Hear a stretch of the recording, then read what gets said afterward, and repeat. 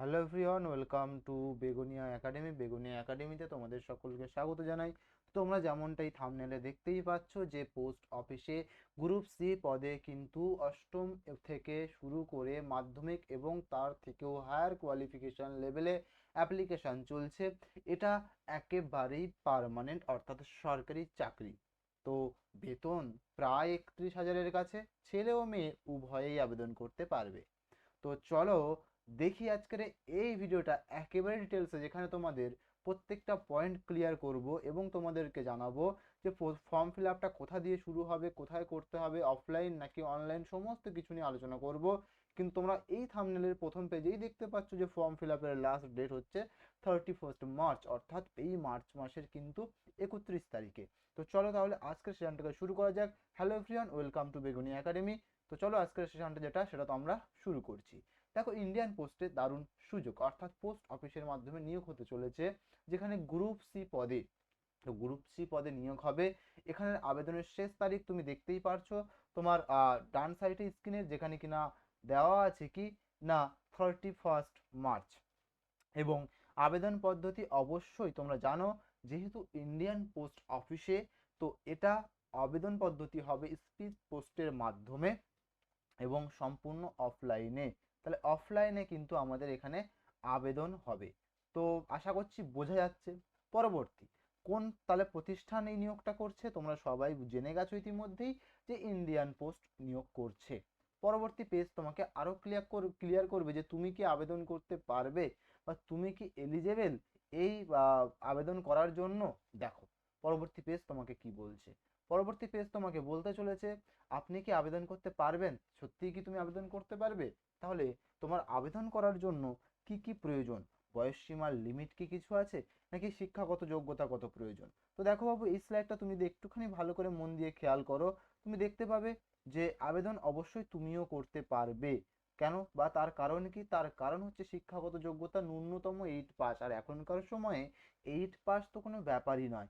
অনেকে মাধ্যমিক, উচ্চ মাধ্যমিক সমস্ত কিছু পাস করেও গ্র্যাজুয়েশন কমপ্লিট করে ফেলেছেন। তো সেজন্য তোমরা যারা যারা এই যে অষ্টম শ্রেণী পাস যোগ্যতায় আছো, তারা কিন্তু আপনারা সবাই আবেদন করতে পারবেন। বয়স যদি বলা হয়, 1 জুলাই থেকে কিন্তু গণনা হবে। এবং সেই বয়স সংক্রান্ত যদি তুমি দেখো, তুমি কিন্তু সর্বন্যূনতম বয়স তোমার 18 বছর হতে হবে অ্যাপ্লাইয়ের জন্য। অর্থাৎ তুমি 18 বছর বয়সী হলেই তুমি অ্যাপ্লাই করতে পারবে। এবং এবং সাধারণত ইউআরদের জন্য সেই বয়সসীমা শেষ, অর্থাৎ ডেডলাইন হচ্ছে 30, অর্থাৎ 30 বছর পর্যন্ত। তাহলে জেনারেলরা বা ইউআররা 30 বছর পর্যন্ত আবেদন করতে পারবে 18 বছর থেকে।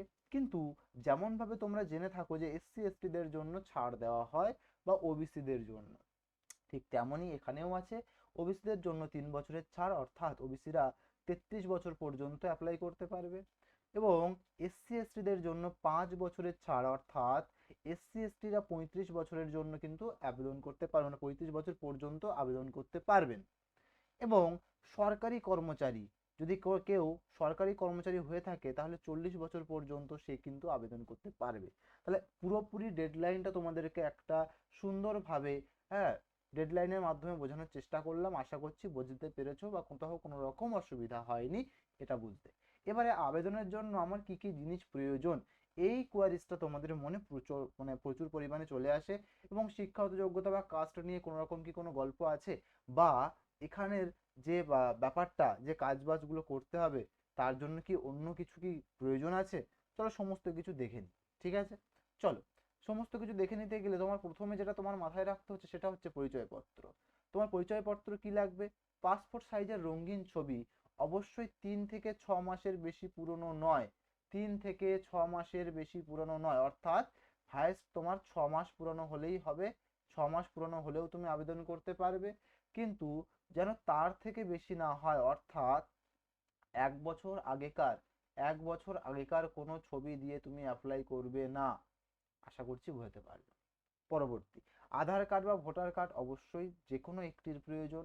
তো যে কোনো একটি শুধু প্রয়োজন না, যখন তোমরা ফর্মটাকে সাবমিট করবে তখন কিন্তু এদের জেরক্স কপি প্রয়োজন, ঠিক আছে? এইটা জেরক্স কপি কিন্তু প্রয়োজন, অবশ্যই অবশ্যই লাগবে। শিক্ষাগত যোগ্যতার সার্টিফিকেট ও মার্কশিট অবশ্যই লাগবে যখন অ্যাপ্লাই করবে, সেখানটায় তোমাকে ফর্ম ফিল আপের সময় প্রয়োজন হবে, ঠিক আছে? তারপরে জন্ম তারিখ ও প্রমাণ, মাধ্যমিকের অ্যাডমিট বা বার্থ সার্টিফিকেট, অর্থাৎ জন্ম তারিখের প্রমাণ হিসেবে তোমাকে মাধ্যমিকের অ্যাডমিট কার্ড বা বার্থ সার্টিফিকেটকে কিন্তু এখানটাতে দিতে হবে। কাস্ট সার্টিফিকেট যদি থাকে তাহলে, যদি না থাকে কোনো দরকার নেই, ঠিক আছে। পরবর্তী, ভ্যালিড ড্রাইভিং লাইসেন্স বা অভিজ্ঞতার সার্টিফিকেট, যারা মোটামুটি প্রিভিয়াস কর্মরত, ঠিক আছে, তাদের যদি এইসব রেসপেক্টে কোনো সার্টিফিকেট থেকে থাকে তাহলে সেগুলো সাথে রাখতে হবে, কারণ সেখানে যদি থাকে তাহলে কিন্তু সেই জিনিসগুলো তোমাকে জানতে চাইতে পারে, তখন তোমাকে দিতে হবে। আশা করছি বোঝাতে পারলাম। এই সমস্ত নথিপত্রগুলি জেরক্স কপিতে নিজের সই, অর্থাৎ সেলফ অ্যাটেস্টেড থাকা বাধ্যতামূলক, অর্থাৎ নিজে সই করবে প্রত্যেকটা জেরক্স কপির নিচে। এটা কিন্তু বাধ্যতামূলক। যে পাসপোর্ট সাইজের ছবি যেটা বললাম, যখন তোমরা অফলাইন ফর্মে এই ছবিটাকে সাঁটাবে বা মারবে, ঠিক আছে, অফলাইন ফর্মে ধরো এরকম কোনার দিকে ধরো এরকম একটা জায়গা থাকবে যেখানে তুমি মারবে, তো সেইখানটায় এরকম কোনাকুনি একটা কিন্তু তোমার মানে মুখের ওপরে যাতে না যায়, মুখটাকে বাদ রেখে কোনাকুনি একটা কিন্তু তুমি সিগনেচার করবে, যেখানটায় ছবির মধ্যে দিয়েই সিগনেচারটা যাতে থাকে এবং সেলফ অ্যাটেস্টেড বলে মনে হয়। আশা করছি বোঝাতে পারলাম। পরবর্তী পরবর্তী বলবে স্যার তাহলে আবেদন ফিস কি কিছু আছে? অবশ্যই আছে। আবেদন ফি এখানে আছে 500 টাকা। 500 টাকা হচ্ছে বেস ফি, যেটা কিনা কাদের জন্য, যেটা অবশ্যই এই ফিসটা আমাদের যারা ইউআর ক্যান্ডিডেট, ঠিক আছে, বা জেনারেল ক্যান্ডিডেট বা ওবিসি ক্যান্ডিডেট, শুধুমাত্র তাদের জন্য। এবং পেমেন্ট কিভাবে করতে হবে? ইন্ডিয়ান পোস্টাল অর্ডার অর্থাৎ আইপিও ফরম্যাটে কিন্তু করতে হবে, অর্থাৎ পেমেন্ট মোড হচ্ছে তোমার ইন্ডিয়ান পোস্টাল অর্ডারে করতে হবে। আশা করছি বোঝা গেল। তারপরে কাদের ফি লাগবে আর কাদের লাগবে না, ইতিমধ্যে তোমাকে বলে দিয়েছি। সাধারণ অর্থাৎ জেনারেল ও ওবিসি তাদের 500 টাকা করে ফি লাগবে, তারা অবশ্যই আইপিওর মাধ্যমে সেটাকে সাবমিট করবে। এবং মহিলা যদি হয়ে থাকো তুমি এবং এসসি এসটি প্রার্থী হয়ে থাকো, তাহলে তোমার কোনো আবেদন মূল্য লাগবে না। তার মানে সম্পূর্ণ ফ্রিতে তুমি কিন্তু আবেদন করতে পারবে। স্যার এটাকে পাঠানোর পদ্ধতি কি, বা স্যার এটাকে পাঠাবো কিভাবে, এই প্রশ্নটা তোমাদের মনে ইতিমধ্যে হয়তো অ্যারিজ করে গেছে। তো সম্পূর্ণ ফর্মটা তুমি অফলাইন যে ফর্মটা তুমি পাবে বা সেই ফর্মের পিডিএফ দরকার হয় তোমাদেরকে আমি দিয়ে দেবো। তোমরা কমেন্ট বক্সে আমাকে লেখো যে তোমরা কোন তোমাদের যে যেখান থেকে দেখছো, কোনখান থেকে দেখছো, আর তোমাদের মেন বা হেড পোস্ট অফিসের নাম কি, তোমাদের পোস্ট অফিসের নাম কি, ঠিক আছে, পোস্ট অফিসের নাম কি, আর কে কোন জেলা থেকে দেখছো, একটুখানি কমেন্টস করো তাহলে। এবং তোমাদের যদি প্রয়োজন হয় যে স্যার ফর্মটার লিঙ্কটা আমাকে দিন বা ফর্মটার লিঙ্কটা আপনি শেয়ার করুন, তাহলে আমি কিন্তু সেই অফলাইন যে ফর্ম সেটার লিঙ্ক তোমাদেরকে প্রোভাইড করে দেব। তোমরা একটু কমেন্ট সেকশন আমাকে কমেন্ট করে জানাও, তোমাকে আমি ফর্মের লিঙ্ক কিন্তু শেয়ার করে দেবো। ওকে, তাহলে যে ফর্মটা তোমাকে দেবো সেই ফর্মটা তোমার মোটামুটি ফিল আপ করতে হবে, করে একটা যে খাম, সুপারি খাম বলো বা যেমন টাইপের খামে মোটামুটি ভরতে হয় তেমন খামে ভরবে। ভরে সেখানে ঠিকানা লিখতে হবে, senior manager, mail motor service, Mumbai ইত্যাদি, এই যে তোমার অ্যাড্রেস সেটা ওখান থেকে লিখে দিতে হবে তোমাকে। দিয়ে তোমাকে কি করতে হবে? স্পিড পোস্টের মাধ্যমে কিন্তু পাঠাতে হবে, স্পিড পোস্টের মাধ্যমে কিন্তু সেন্ড করতে হবে। তো আশা করছি বোঝা গেল কিভাবে তুমি ফর্মটাকে আবেদন করার জন্য পাঠাবে।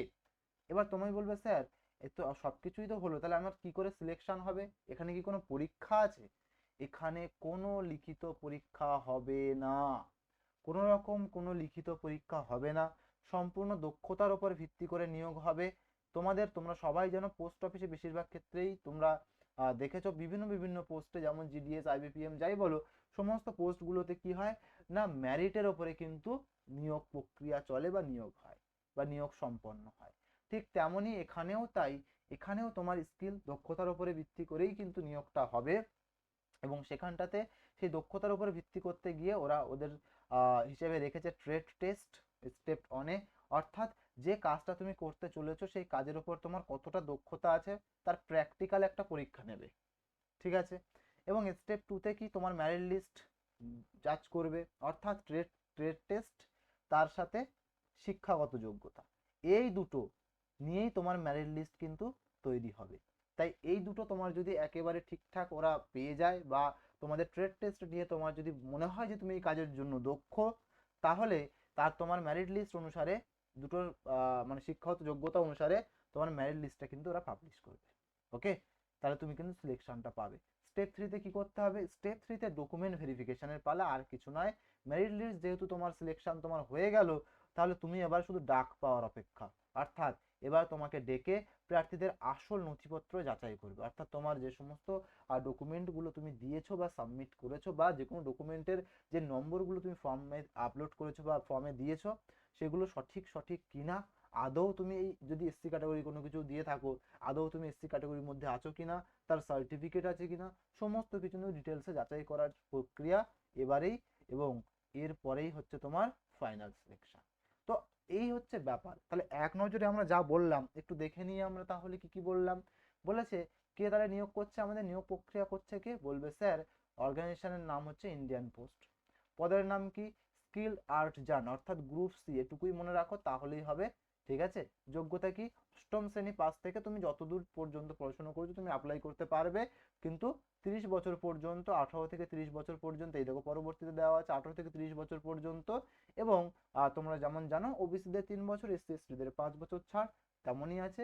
আর যদি কোনো কর্মরত প্রার্থী হয় তাহলে তার কিন্তু এজ সীমা 40 পর্যন্ত সে অ্যাপ্লাই করতে পারবে।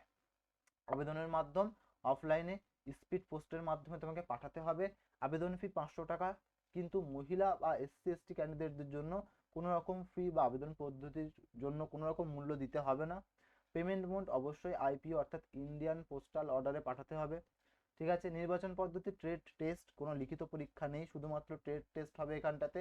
আর তোমার মেরিট অর্থাৎ যে মাধ্যমিক পাস বলো 8 পাস বলো তার উপরে কিন্তু মেরিট লিস্টটা তৈরি হবে। ঠিক আছে, আবেদনের শেষ তারিখ 31 মার্চ 2026।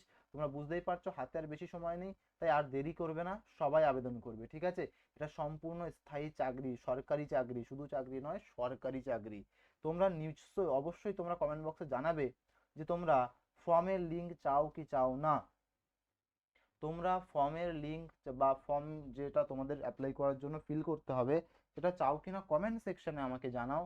সেটা যদি তোমরা চাও তাহলে কমেন্ট সেকশনে আমাকে জানাও, আমি তোমাদের কমেন্ট সেকশনে তার লিঙ্কটাকে প্রোভাইড করে দেব। এবং তার পাশাপাশি তোমরা কে কোন জেলা থেকে দেখছো, কে কোন ডিস্ট্রিক্ট থেকে দেখছো, সেটা কিন্তু আমাকে জানাতে ভুলবে না কমেন্ট সেকশনে। তো চলো, আজ ভিডিওর মাধ্যমে তোমাদের কাছে এই একটা ছোট্ট ইনফরমেশন দেওয়া ছিল, মনে হলো যেটা তোমাদের দেওয়া দেওয়াটা খুবই জরুরি। তো সবার যদি ভিডিওটা ভালো লেগে থাকে একটু লাইক করে দিও, কমেন্টস করে দিও, শেয়ার করে দিও বন্ধুদের মধ্যে, এবং সাবস্ক্রাইব করে রেখো। সাবস্ক্রাইব করে পাশে থাকা বেল আইকনটা প্রেস করে অল সিলেক্ট করে দাও, যাতে করে কি হবে আমি যখনই ভিডিও আপলোড করব তোমার কাছে সবার আগে নোটিফিকেশন পৌঁছে যায়। তো চলো, সবাইকে অনেক অনেক ধন্যবাদ। সবাই ভালো থেকো, সুস্থ থেকো, সাবধানে থেকো। Wish you all the best. এবং যারা যারা এখনো পর্যন্ত ফর্ম ফিল আপ করোনি ফর্ম ফিল আপটা করে নিও। Thank you all.